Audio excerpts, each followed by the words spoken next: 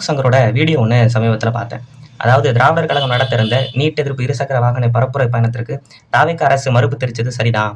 ஏன்னா இந்த 5 வருஷம் சும்மா இருந்துட்டு இப்போ தாவேக்கா அரசுக்கு தொல்லை கொடுக்கறதுக்காக திராவிடர் கழகம் இந்த நீட் எதிர்ப்பு பரப்புரை நடத்துது அப்படிங்கிற மாதிரி ஒரு பொய்யை திட்டமிட்டு அவர் பரப்பியிருந்தார். இந்த நீட் எதிர்ப்பு பிரச்சாரம் பண்ணிட்டு துடிக்கிறதெல்லாம் உண்மையிலேயே நீட் எதிர்ப்புக்காக அல்ல, தாவேக்கா அரசுக்கு தொல்லை கொடுக்கணும். அதை புரிஞ்சுக்கிட்டே உள்ள வரமாட்டார். அவ்வளவுதான். இது ஒன்றும் தவறு இருப்பதாக நான் நினைக்கவில்லை. 5 ஆண்டுகளாக தொடர்ந்த பிரச்சாரத்தை இப்போது தடுத்து நிறுத்தினால் நீங்கள் இந்த கேள்வியை எழுப்பலாம், கருத்து சுதந்திரம் பறிக்கப்படுகிறது என்று சொல்லலாம். 5 வருஷமா கவர்மெண்ட் என்ன திடீர் நீட் எதிர்ப்பு?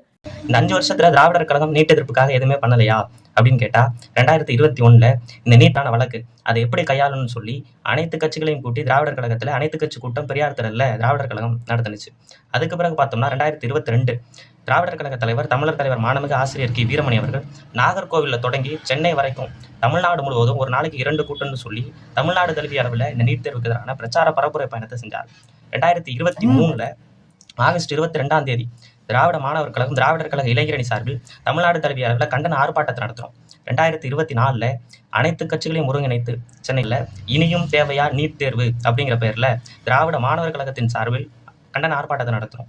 இதே இன்னைக்கு மறுக்கக்கூடிய இந்த இருசக்கர வாகன பரப்புரை பயணம் 2024 தமிழ்நாட்டில் 5 முனைகளிலிருந்து புறப்பட்டு சேலத்தை அடைகிற வகையில் 5 குழுக்களாக நீட் தேர்வுக்கு எதிரான இருசக்கர வாகன பிரச்சார பரப்புரை பயணத்தையும் 2024 நடத்திருக்கிறோம்.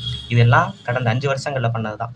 என்னமோ திராவிடர் கழகம் இன்னைக்கு தான் இந்த நீட் தேர்வை எதிர்க்குது, அதுவும் தாவேக்கா அரசை தொல்லை கொடுக்கறதுக்காக எதிர்க்குதுங்கிற ஒரு போலி பிம்பத்தை திட்டமிட்டு வளர்த்துட்டு இருக்கிறாங்க.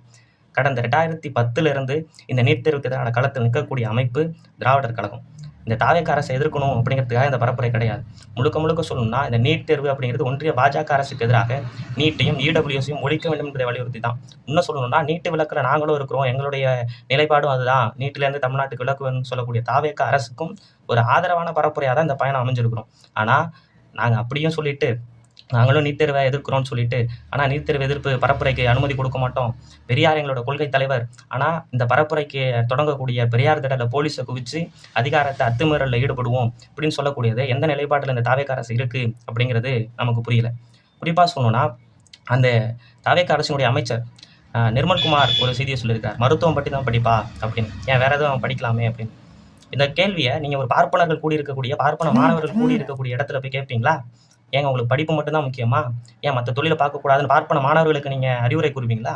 அப்போ காலங்காலமாக தொழிலில் ஈடுபட்டிருக்கக்கூடிய உழைக்கக்கூடிய மக்களுடைய மாணவர்கள்ட்ட நீங்கள் மீண்டும் தொழில் செய்யலாம், படிப்பு தான் முக்கியம் இல்லைன்னு சொல்கிறது எந்த விதமான போக்கு? இது பச்சை பார்ப்பனத்தினுடைய போக்கு என்பது தான் நம்ம சொல்ல வேண்டிய தேவை இருக்குது. ஒரு பக்கம் நீட் தேர்வுக்கு எதிரான பரப்புரை பயணத்துக்கு தடை விதிக்குது, இன்னொரு பக்கம் இது போன்ற அமைச்சர்களை விட்டு மருத்துவம் மட்டும்தான் படிப்பான்னு கேள்வி கேட்குது.